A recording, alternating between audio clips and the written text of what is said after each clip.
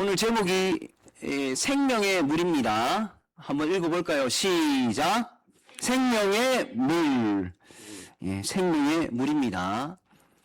여러분 자녀를 다 키워 보시고 혹 지금 어린 자녀들이 있다면 어느 정도 공감이 될 텐데 저도 자녀가 있고 이 자녀가 어릴 적에 참 장난감을 많이 사줬던 것 같습니다.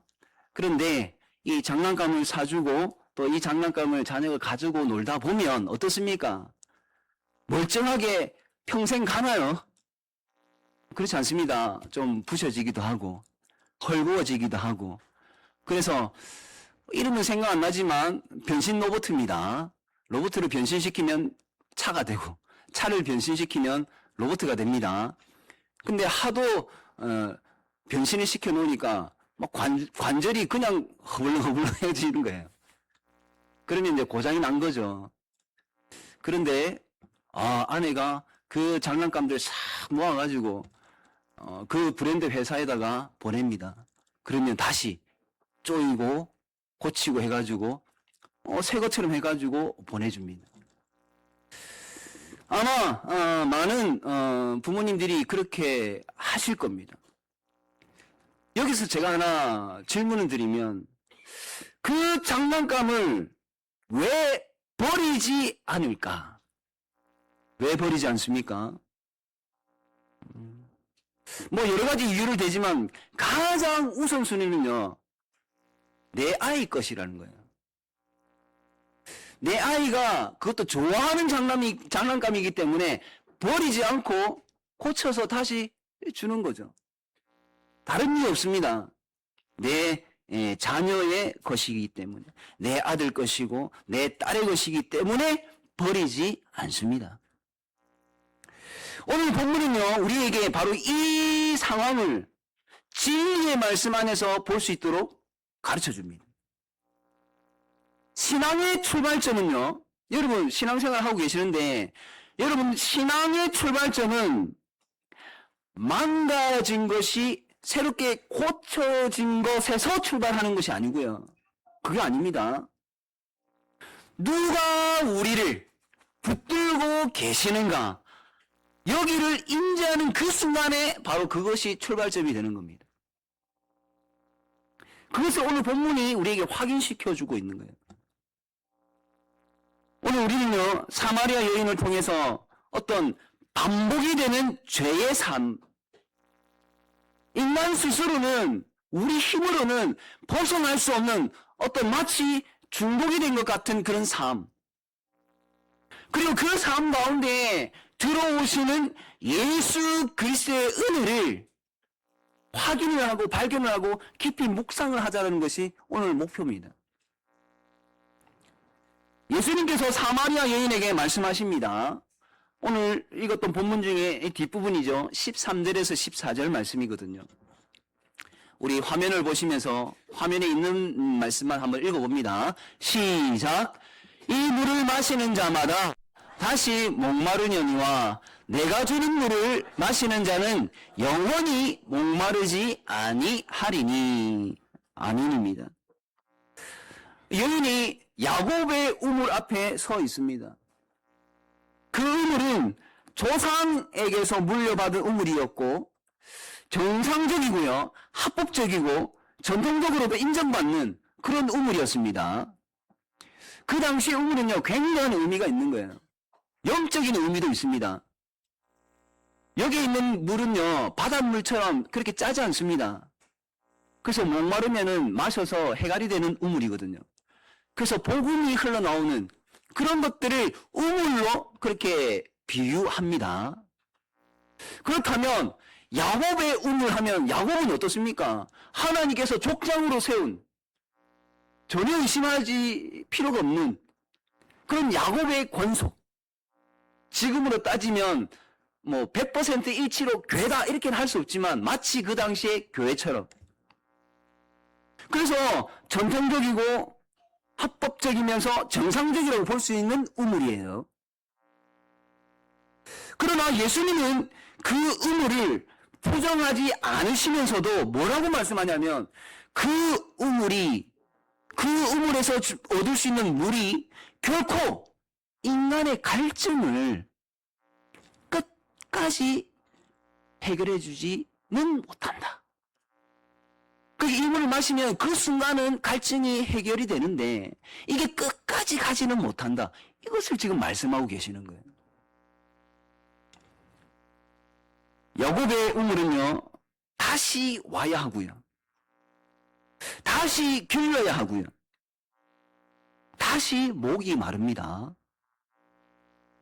이것이 바로 인간의 어떤 삶이라고 한다면 삶일 수도 있죠.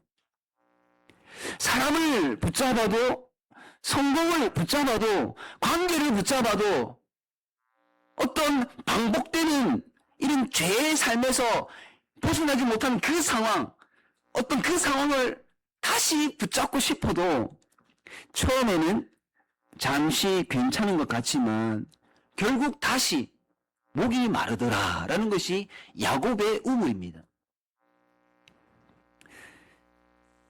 오늘 이 여인, 사마리 여인은 어떻습니까? 남편이 5이나 있었습니다. 지금 남편도, 지금 있는 자도 남편이 아니라고 하네요. 성경은 이 사실을 굳이 숨기지 않습니다. 굳이 숨기지를 않습니다. 왜 예수님은 지금 있는 자도 내 남편이 아니다라고만 하시지 않으시고 그 전에 남편이 이미 5이 있었다라는 아주 구체적인 이런 상황까지도 말씀을 하셨을까? 저는 굉장히 그게 궁금하더라고요. 우리 보편적으로 알고 있잖아요. 우리 기독교 허물 덮어주고 용서해주고, 그죠? 좋은 게 좋은 거라고 굳이 왜? 이런데 우리들이 좀 젖어 있는데 예수님은 보니까 막 밝힙니다. 드러내십니다. 그렇다고 우리도 과거의 모든 것들 다 드러내는데 이게 아니고요. 예수님이시기 때문에 이유가 있을 거라고요. 예수님은 우리처럼 그냥 사람이 아니죠. 참 사람이면서도 참 하나님이시잖아요. 그래서 하나님이시기 때문에 뭔가 이유가 있을 거라고요. 근데 그 이유가 뭘까? 그 이유는요, 단순한 어떤 정죄가 아니라 이 여인의 삶이 한 번의 실수로 설명될 수 없는 삶이니까. 이 성경을 읽는 저와 여러분들은 그것을 알아라는 거예요. 한 번의 실수로 설명이 되지 아니하는 어떤 삶이 있다라는 거예요. 여러분, 우리 조금만 주위를 보면요, 그분은 주위를 조금만 우리가 눈을 돌려도 많은 분들이 자기의 눈으로 들어오죠. 그분들이 여러분 보이는 게 다가 아닙니다. 오늘 말씀을 보니까 우리가 알지 못하는 그분들의 나름대로의 삶이 있단 말이에요. 절대 우리는 그분들을 다 안다라고 평가해서는 안 되는 거예요. 그래서 우리는 서로 정죄하지 말라는 이유가 거기에도 있는 거죠. 다시 돌아옵니다. 그러한 설명되지 않는 삶이 있기 때문에 그렇게 드러내셨고, 또 그녀의 문제는 단순한 어떤 도덕적인 실패가 아니라는 겁니다. 윤리적인 문제 이상의 뭔가가 있다라는 거죠. 하나님만 알고 하나님만이 해결할 수 있는, 그리고 반복되는 어떤 선택, 의존, 반복되는 어떤 갈증의 뭔가를 사람은 알 수 없지만 예수님은 알기 때문에 드러낸 거란 말입니다. 또 예수님이 드러냈으니까 뭔가 해결을 또 해주시겠죠. 여러분, 성경은요, 인간을, 저와 여러분을 그렇게 낙관적으로 보지 않습니다. 좀 더 쉽게 표현하면, 좀 구체적으로 표현하면, 여러분, 우리에게는 중요한 5가지 교리를 가지고 있습니다. 아주 중요한 많은 교리들이 있는데 그 중에서 5개가 굉장히 중요한데요. 그 중에 하나가 뭐냐면, 인간은 전적으로 타락한 존재다. 우린 전적으로 타락한 존재다라는 것입니다. 아담 이후로 우리 인간은 전 존재가, 인격이 죄로 오염이 되어 있기 때문에 스스로는 하나님을 찾거나 어떤 구원을 이루기 위한 어떤 능력이 요만큼도 없다라는 거예요. 우리가 벌레만도 못한 존재다. 이게 타락의 의미가 아니고요. 구원받을, 천국 갈 수 있는 능력이 요만큼도 없다라는 거예요. 그게 전적인 타락한 존재라는 겁니다. 부분적인 결함이 있다 아니에요. 부분적인 결함이 있다라는 것이 아니라 근본적으로 우리는 그런 면에서는 무능하다라는 것입니다. 가령 여러분 중독이라는 문제를 한번 생각해 봅시다. 많은 중독들이 있는데 뭐 인터넷 중독도 있고 게임 중독도 있고 뭐 포르노 중독도 있고 뭐 도박 중독도 있고 뭐 알코올 중독도 있고 마약 중독도 있고 얼마나 많습니까? 그 많은 중독들이 있는데 공통점이 있습니다. 여러분 이거는요 의학적으로 완치가 어렵다고 합니다. 저도 몰랐는데 요번에 한번 좀 이런 찾아볼 일이 있어가지고 찾아보니까 의학적으로는 완치가 어렵답니다. 이 사실은요 인간을 절망으로 어떤 몰아넣기 위한 어떤 그런 인간을 이렇게 드러내고자 우리는 전적 타락한 존재다 이렇게 말하는 게 아니고요. 여러분 우리는 비록 관리는 할 수는 있어도 완전히 어떤 이전의 상태로 되돌릴 수 없는 존재다라는 것을 알자고요. 쉽게 표현하면 여러분 여기 종이가 있습니다. 이 종이를 하고 찢었다 칩시다. 축으로 찢을 수는 없고 이걸 붙이면 흔적이 남습니까? 안 남습니까? 아무리 정교하게 붙여도요 흔적이 남습니다. 우리가 그런 존재입니다.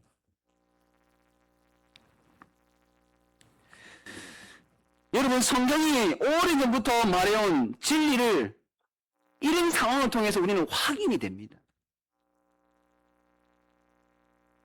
우리는 우리 힘으로는 할 수 없는 것들이 있어요.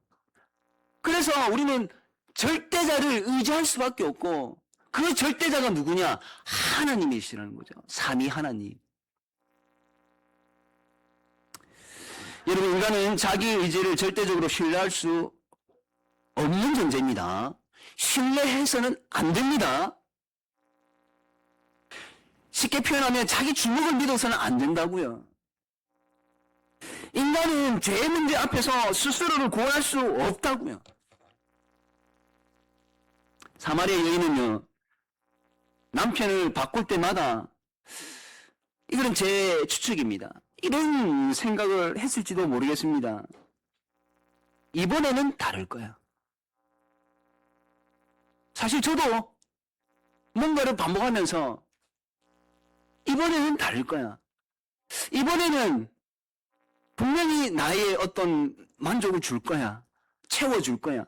이런 기대감을 가지고 또 다른 굴레로 계속 굴러가거든요. 그러나 결과는 늘 같다라는 것. 이 사마리아 여인을 통해서 우리는 발견하게 됩니다.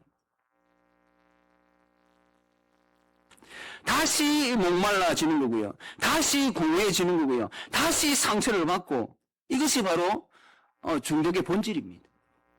우린 죄에 중독되어 있지 않습니까? 늘 반복된 죄의 삶을 살잖아요. 다만 그 경중만 다를 뿐이지. 놀라운 것은 예수님의 태도입니다. 예수님은 이 여인을 피하지 않으십니다. 예수님은 도덕 어떤 강의를, 윤리적인 강의를 하지 않으십니다. 예수님은 먼저 사마리 여인에게 그거 고치고 와 라고도 말씀하지 않았습니다. 대신 이렇게 말씀합니다. 14절 말씀을 우리 함께 읽어볼까요? 시작. 내가 주는 물을 마시는 자는 영원히 목마르지 아니하리니 내가 주는 물은 그 속에서 영생하도록 솟아나는 샘물이 되리라. 우리 빨간색만 한번 읽어봅시다. 시작. 그 속에서 영생하도록 솟아나는 샘물이 되리라. 아멘입니다. 여러분, 중요한 것은 이 물이 여인 안에서 계속 솟아난다라는 거예요. 일반적인 물을 말하는 게 아니라는 겁니다. 우리가 일반적으로 제가 지금 여기에 물이 들어있습니다. 마셨습니다. 이 물이 지금 내 배 안에서 계속 솟아날까요? 이 물은 절대 솟아나지 않습니다. 그런데 예수님께서는 예수님이 주시는 물이 있는데 그 물은 여인 속에서 계속 솟아난다고 합니다. 그러니까 일반적인 물이 아니라고요. 이 생명의 물은 외부에서 잠깐 공급되는 응급처치가 아니라는 것입니다. 어떤 존재의 중심에서 계속 흐르는 무엇이라고 표현하면 가장 좋을까? 생명입니다. 생명. 요한복음은요, 이 생명의 물이 무엇인지 분명하게 가르쳐 주는데 4장에서 가르쳐 주지 아니하고 7장으로 가야지 비로소 가르쳐 줍니다. 요한복음 7장 37절에서 39절까지 말씀인데 우리 함께 한번 읽어봅시다. 긴 내용이지만 한번 읽어봅니다. 시작! 명절 끝날 곧 큰 날에 예수께서 서서 외쳐 이르시되 누구든지 목마르거든 내게로 와서 마시라. 나를 믿는 자는 성경의 이름과 같이 그 배에서 생수의 강이 흘러나오리라 하시니 이는 그를 믿는 자들이 받을 성령을 가리켜 말씀하신 것이라. 아멘. 생명의 물이 무엇을 가리켜서 하신 거라고요? 성령님, 성령 하나님. 여러분, 예수님께서 주시는 생명의 물은 성령 하나님이십니다. 그러니까 성령 하나님을 가리키는 거예요. 성령 하나님은 우리의 죄가 사라진 뒤에 오시는 분이 아닙니다. 우리가 완벽할 때에 우리 안으로 들어오시는 분이 성령 하나님이 아니시라는 거예요. 성령 하나님은 그런 분이 아니시라는 거예요. 성령 하나님께서는요, 우리의 어떤 문제가 있을 때 문제가 해결된 사람에게만 주어지는 보상이 아니라는 것입니다. 성령 하나님은 고쳐지지 않는 그 삶 한가운데로 오셔가지고 그 삶의 어떤 주인이 누군지를 바꾸어 주시는 분이 바로 성령 하나님이세요. 우리는 종종 성화라는 단어를 쓰지 않습니까? 성화. 예수님을 믿었으니까 이제 거룩한 삶을 이제 살아야 된다 하면서 그걸 성화되어 가자 이렇게 표현하거든요. 좀 거룩하게 살자라고 합니다. 단순히 도덕적이고 윤리적인 것이 아니라 하나님 말씀대로 좀 잘 살아가자. 그렇게 합니다. 그러면서 이 성화를 이렇게 생각해요. 죄가 줄어들면 성화과 다시 한번요. 죄를 10번 짓다가 이제 9번만 지으면 그게 성화인가? 예, 틀렸다라고는 말씀을 못 드리지만 중요한 핵심은 거기에 있지 않습니다. 횟수를 줄여간다에 있지 않습니다. 여러분, 문제가 사라지면 그게 어떤 성숙함입니까? 드러나는 문제들이 사라진다고 해서 그 어떤 삶이 성숙한 삶이라고 할 수 있을까요? 다르게 표현하면 드러나는 삶은 괜찮아 보이는데 머릿속과 이 마음속에는 더러운 것으로 가득 차 있을 수 있습니다. 그걸 성숙이라고 말할 수 있을까요? 오늘 본문을 통해서 보니까 이 성화라는 것, 거룩하게 삶이 변하는 것은 전혀 다른 그림이더라고요. 사마리아 여인의 삶의 조건이 즉시 바뀌었습니까? 그렇지 않습니다. 무엇이 바뀌냐면 관계의 문제가 이제 바뀌기 시작합니다. 관계 문제가 완전히 해결이 되어져 갑니다. 좀 더 쉽게 말씀을 드리겠습니다. 성화는요, 문제가 사라지는 과정이 아니라 그 문제 속에서 내가 누구를 붙잡고 의지하고 있는가? 요게 이제 성화 단계입니다. 내가 누구를 의지하면서 삶을 살아가고 있는가가 바뀌는 것, 요게 성화라고요. 우리의 굉장히 참 괜찮은 설교자다라고 하는 사람 중에 칼빈이 있지 않습니까? 그죠? 칼빈이 이런 말을 했더라고요. 죄는 여전히 남아 있을 수 있지만 더 이상 왕노릇 하지는 않는다. 이게 성화라고요. 싸움은 영적인 싸움이겠죠. 싸움은 계속 되지만 이 싸움의 주권은 이미 그리스도에게 넘겨졌다. 요겁니다. 이게 성화라고요. 성령 하나님은요, 우리의 어떤 중독된 삶에서 우리를 단번에 완벽한 사람으로 만들지 않으실 수도 있습니다. 만드실 수도 있지만 그렇게 안 하실 수도 있다고요.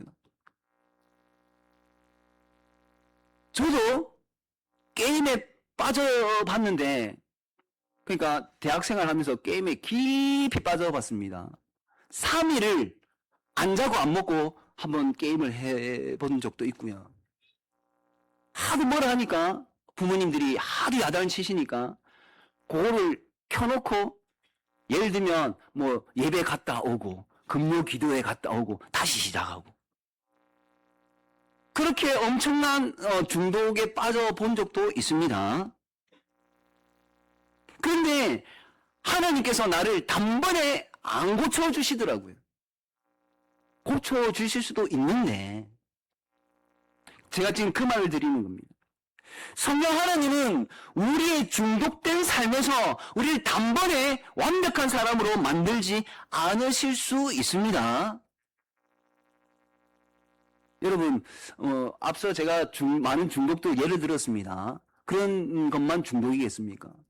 저는 제가 욱하는 성질도 어떤 중독이라는 커리큘럼, 카테고리에 영적으로 넣을 수 있다고 봅니다. 우리가 말을 하면도 이렇게 좀 매너 있게 말하지 못하고 좀 이렇게 거친 말을 하는 것, 굉장히 터프하게 이야기하는 것, 이것도 어떤 영적인 면에서 중독이라는 카테고리에 넣을 수 있다고 봅니다. 왜? 자꾸 반복되니까. 그렇다고 제가 뭐 하고 싶어서 합니까? 뭐 여러분들 중에서도 혹시나 그걸 일부러 하는 분이 저는 없다고 봅니다. 나도 모르게 나오는 거죠. 이게 중독이죠.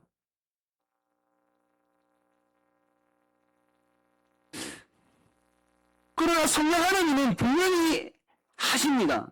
그 죄가 더 이상 우리 스스로 우리 자신을 정의하지 못하도록 성령 하나님은 그렇게 하실 거라고. 정윤철 목사 보니까 말은 이렇게 하고 뒤에서는 호박씨 많이 까더라. 이런 식으로 정의를 하지 않는다. 누가? 성령 하나님께서.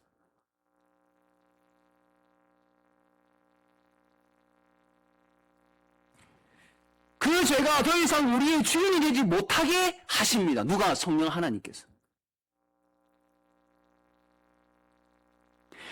이것이 바로 우리 성령 하나님의 사역입니다. 일하심입니다. 여러분, 우리 자녀들 있는데요.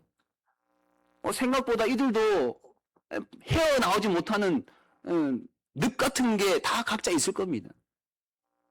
이제 우리 친구들이 그것을 헤쳐나오고 싶으면 얼마만큼 성령 하나님을 의지할 것인가 이 문제인데 전혀 거기에 대해서 인식하지 못하면 그 굴레에서 어떻게 빠져나오겠습니까? 못 빠져나오죠. 이런 것들을 우리가 알고 있느냐 모르느냐 이게 굉장히 큰 중요한 사안입니다. 성령 하나님은 우리를 죄 없는 사람으로 만드는 분이 아니라 그럼에도 불구하고 그런 상황 속에서 예수 그리스도를 의존하는 사람으로 만드시는 분이 우리 성령 하나님이시다. 그래서 고쳐지지 않는 상태에서도 성화는 가능합니다. 지금 이 모든 전제는요, 하나님이 택한 백성들 안에서만 일어나는 부분을 지금 말씀을 드리는 겁니다. 앞서 말씀을 드린 것처럼 내 아들, 내 딸의 장난감인데 그래서 안 버린다고요. 우리는 하나님의 선택된 자녀이기 때문에 하나님께서 우리를 버리지 아니하시고 계속 그렇게 고쳐 가신다고요. 오히려 대부분의 성화는 그렇습니다. 고쳐지지 않는 상태에서 시작이 됩니다. 이제 질문을 교회로 이제 바꿔보겠습니다. 우리가 교회지 않습니까? 예수님의 몸된 교회, 저와 여러분입니다. 이 교회 앞에 이런 사람들 앞에서 무엇을 해야 할까? 교회가 그러면 그 중독된 사람들을 이 교회가 어떤 역할을 해야 할까? 치료자가 되어야 되느냐? 교회가 사람을 고칠 수 있습니까? 여기에 대한 여러분들 정확한 답을 가지셔야 됩니다. 성령을 통해서 우리는 분명히 확인할 수 있습니다. 여러분, 교회는 구원자가 아닙니다. 맞습니까? 맞는 말입니다. 교회는 구원자가 아닙니다. 교회는 구원자가 아닙니다. 구원자는 교회의 머리 되시는 예수님만 구원자십니다. 그러나 아주 중요한 부분이 있죠. 한번 읽어볼까요? 시작. 교회는 치료자가 아닙니다. 교회는 치유가 일어나는 자리가 되어야 합니다. 교회는요, 치유가 일어나는 자리가 되어야 됩니다.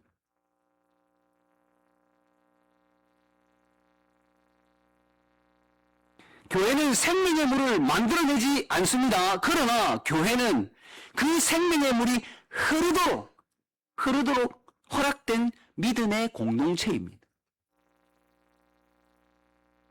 말씀을 통해서, 성례를 통해서, 그리고 여러분들 서로입니다. 서로의 삶을 통해서 성령 하나님께서 역사하시도록 자리를 내어드리는 곳, 그것이 바로 교회입니다. 우리 교회는 얼마나 성령 하나님께 맡기고 있습니까?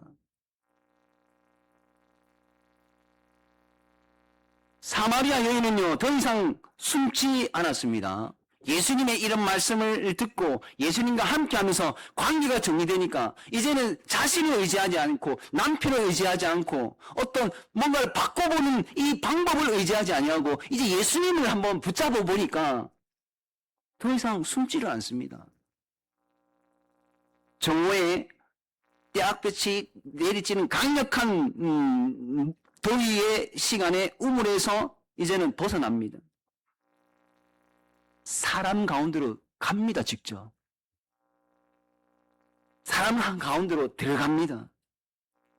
여러분, 교회는 그런 것이 되어야 되지 않겠습니까? 죄를 고백해도 쫓겨나지 않는 것, 그러나 죄를 합리화하지 않는 것, 싸움이 멈추지 않았어도 혼자가 되지 않게 하는 것, 예수 그리스도의 은혜가 실제로 적용되는 그러한 자리,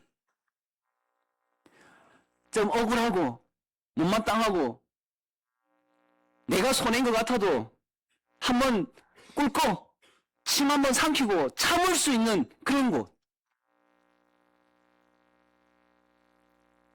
그런 것이 바로 우리 교회가 되어지지 않겠느냐라는 것입니다. 사랑하는 성도 여러분, 예수님은 오늘도 말씀하십니다. 내가 주는 물을 마시라. 내가 주는 물을 마셔라. 의지를 요구하는 말씀이 아닙니다. 어떤 결단을 강요하는 말씀도 아닙니다. 도덕적으로 완성도를 요구하는 말씀도 아닙니다. 왜 그런 말씀을 하지 않을까요? 예수님이 마시라는 그 물은 성령 하나님이시기 때문에 그렇습니다.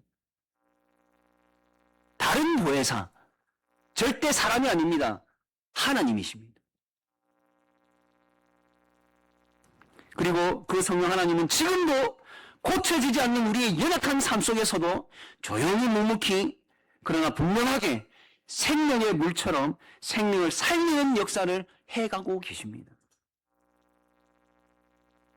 이 은혜를 누리면서 죄가 여전히 싸움을 걸어올지라도 더 이상 그 죄가 우리를 다스리지 못하는 그러한 한 주간을 살아가시는 저와 여러분이 되기를 간절히 바랍니다.